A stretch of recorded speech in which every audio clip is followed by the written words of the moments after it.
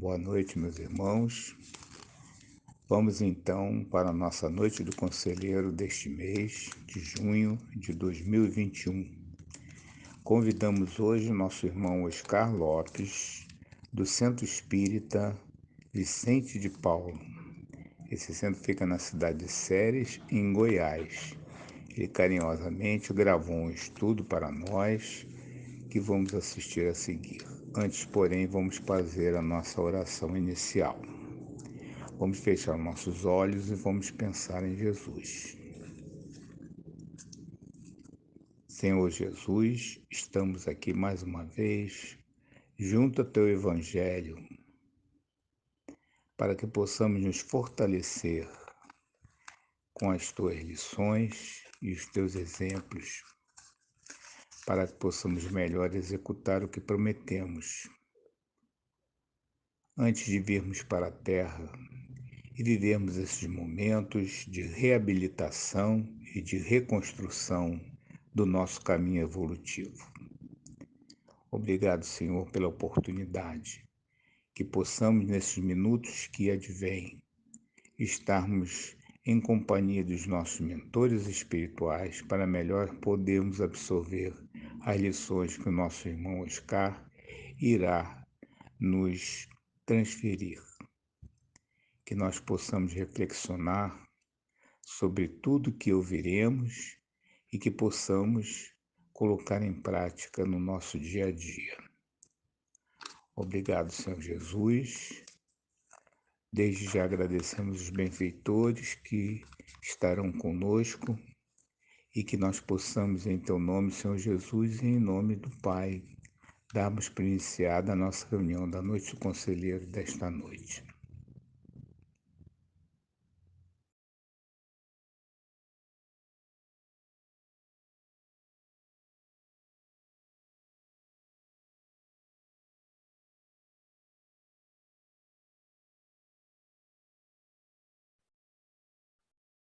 Pessoal, boa noite. Quero manifestar aqui a minha alegria de poder estar com vocês para que a gente possa fazer um breve estudo de uma parte do Evangelho que é sobre o livre-arbítrio. Meu nome é Oscar, eu sou aqui do Centro Espírita Vicente Paulo, aqui no estado de Goiás, na cidade de Ceres.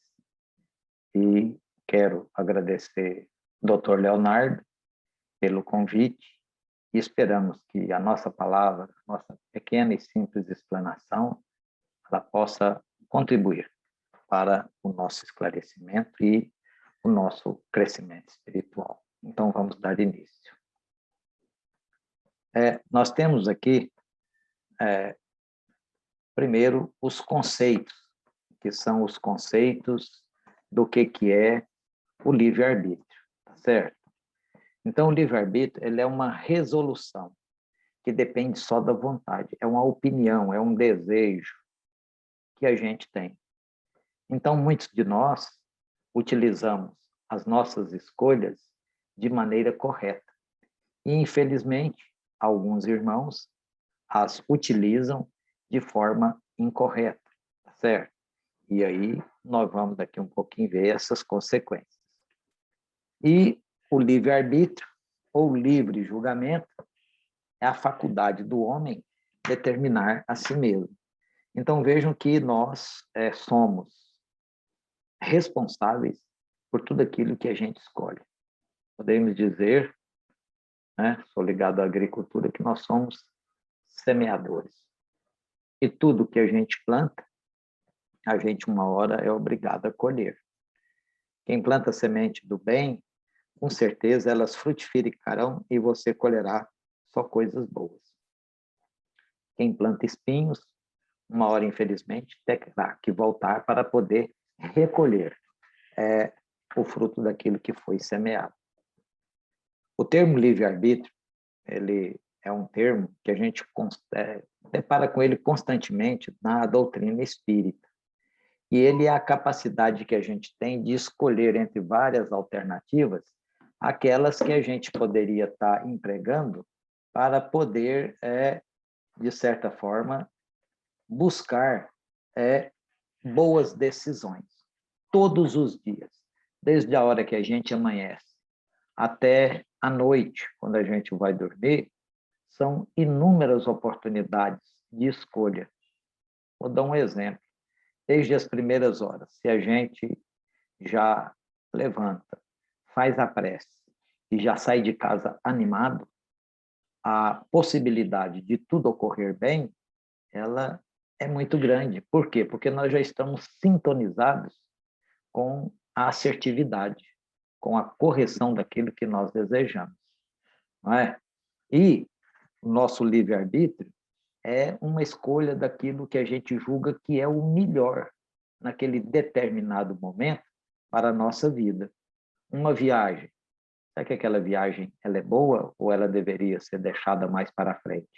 Agora, nessa época de pandemia, a gente vai deixar ela para frente, não é muito aconselhado, tá certo? Então, nós estamos verificando que nós escolhemos o nosso destino, nós escolhemos o que ocorre com nós e nós não podemos passar para o próximo, para jogar culpa no patrão, jogar culpa no governo, na situação econômica, na esposa, nos filhos, na nossa má sorte. Não existe nada disso. Tudo é consequência daquilo que a gente estava fazendo. Então, vamos ver quais são as respostas que os nossos amigos espirituais e instrutores nos dão quando Kardec fez alguns questionamentos sobre o livre-arbítrio.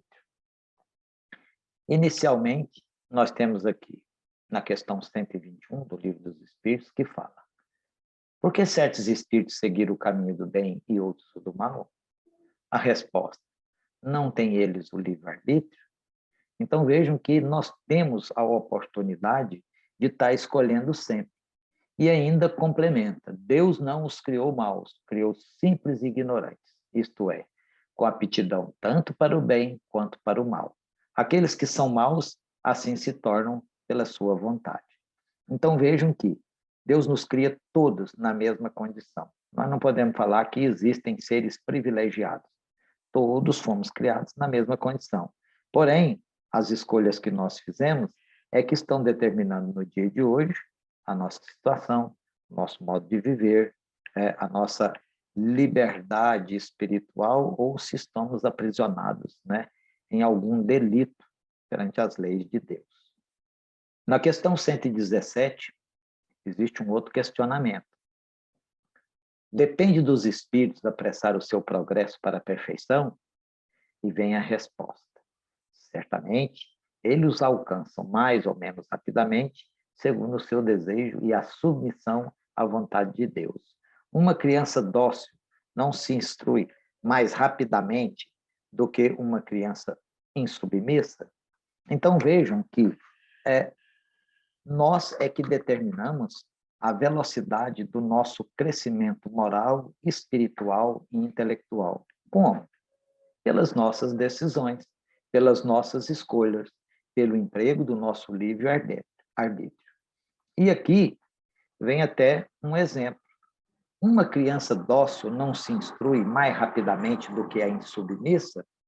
Com certeza. Trabalhei na educação por mais de 30 anos.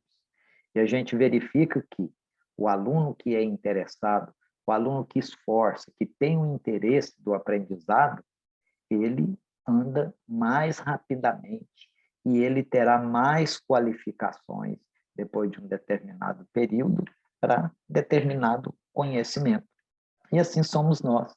Às vezes a vida nos oferece tantas oportunidades e nós, na nossa arrogância, muitas vezes na nossa ignorância, no nosso orgulho, nós jogamos fora essas oportunidades. Então, é aí que nós somos a criança insubmissa, que não deveríamos ser. Então, nós temos, de certa forma, que estar prestando bastante atenção. Para quê? Para que as nossas boas decisões elas possam apressar o nosso progresso e não retardar ou nos estacionar. Na questão 114, Kardec pergunta: os espíritos são bons ou maus por natureza? Ou são eles mesmos que se melhoram? E a resposta: São os próprios espíritos que se melhoram e, melhorando-se, passam de uma ordem inferior para uma ordem superior. Então, veja, não existe o espírito criado bom e o espírito criado mal. Todos são criados na mesma tábua de igualdade. Simples, porque não tem maldade, não fazem julgamento, e ignorantes, porque desconhecem. À medida que foram criados, lhes são dadas oportunidades de aprendizagem, para que eles possam ir, tempo a tempo, melhorando o conhecimento e saindo daquela condição de ordem inferior para uma ordem acima daquela que eles se encontram. E tem uma preocupação aqui de Kardec, né? O que Kardec questionou aos espíritos? Deus não poderia isentar os espíritos das provas que devem suportar para alcançarem a primeira ordem, ou a ordem dos espíritos puros? Então, perguntou, escuta, não pode, Deus já criou o espírito puro?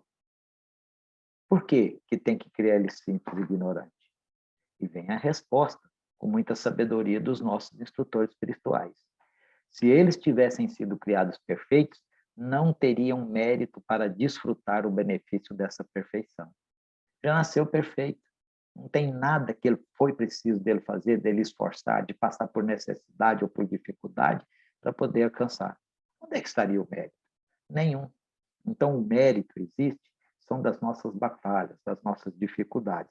E nós devemos sempre estar preparados para enfrentar aquilo que pode ser um impedimento e sair dele com mais sabedoria, com mais conhecimento, porque as provas, elas não são um empecilho, uma pedra que Deus coloca ao nosso pleno desenvolvimento.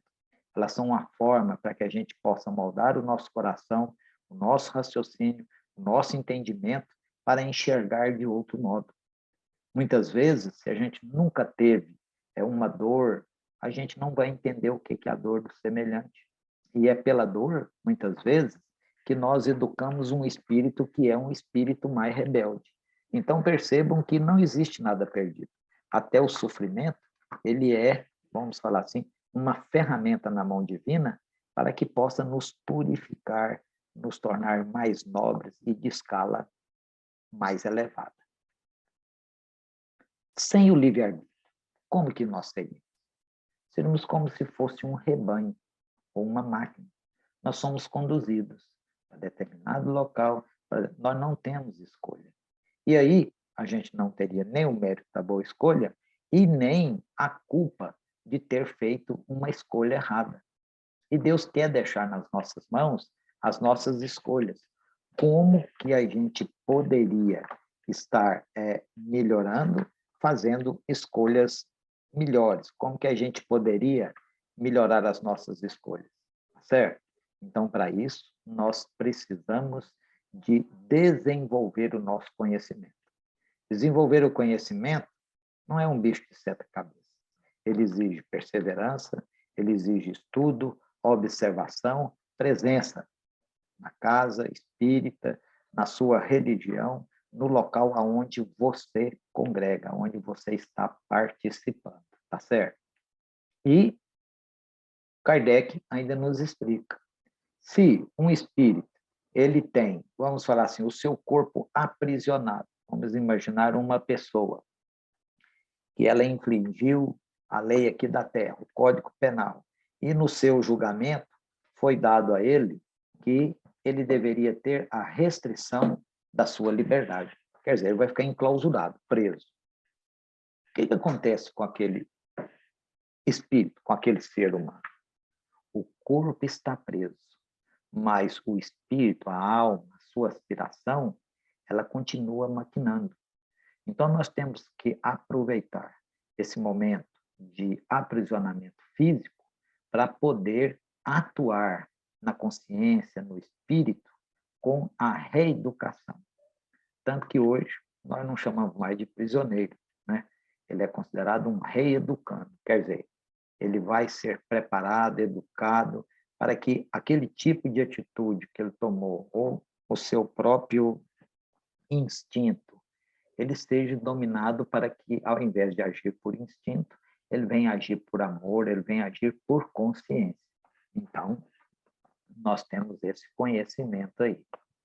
E uma das consequências que nós temos é que, à medida que nós estudamos mais, à medida que nós conhecemos mais o Evangelho, mais as leis de Deus, nós nos tornamos mais responsáveis. Então, veja, a cada um é pedido segundo aquilo que ele possui. Vamos imaginar dois homens. Um que é um índio, ele é um aborígene, ele se encontra numa aldeia, não tem conhecimento de quase nada, nem da ciência, nem da palavra de Deus. Muitas vezes ele age pelo próprio instinto para manter a sua própria vida. E vão procurar um homem culto, que teve uma religião, uma boa formação escolar, uma boa formação familiar. Para o mesmo crime, a mesma intervenção errada na vida, haverá dois pesos e duas medidas. Aquele que muito tem, ele será muito mais culpado do que aquele outro que nada sabia. Às vezes ele fez por um instinto, e o outro já tinha o raciocínio e o conhecimento do que era o mal. Então, nós devemos, dia após dia, começar a reformular as nossas escolhas. Nós devemos, dia após dia, buscar o caminho da retidão e do bem para podermos encontrar a felicidade. Quando a gente fala que é para ser feliz, todo mundo tem vontade de ser feliz. Mas a hora que a gente mostra o preço de ser feliz, que é muitas vezes deixar de lado a nosso próprio orgulho, a nossa própria vaidade, nós não achamos que vale a pena. E por isso nós continuamos de existência em existência, cada vez mais caindo, nunca conseguindo galgar uma escala mais elevada na classificação espiritual. Então, nós temos que tomar um cuidado muito grande. Algumas ideias básicas, e que nós já começamos a falar um pouquinho delas aqui. Uma das primeiras é que, à medida que o espírito ele tem consciência de tudo que ocorre no seu, e ele sabe das leis de Deus, ele passa a ser responsabilizado, certo? Então, o livre-arbítrio, ele é conforme, vamos falar assim, o raciocínio, a inteligência que a gente tem e do conhecimento das leis de Deus, das ciências, de uma maneira geral. Quando nós temos esse conhecimento, Deus já nos passa a responsabilidade para que possamos nós mesmos sermos julgados pelas nossas atitudes, ações e pensamentos.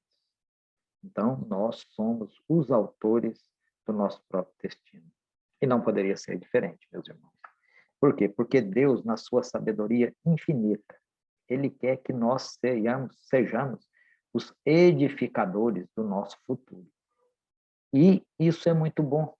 Por quê? Porque nós podemos, muitas vezes, nos desviar de tantos maus e de tantos problemas.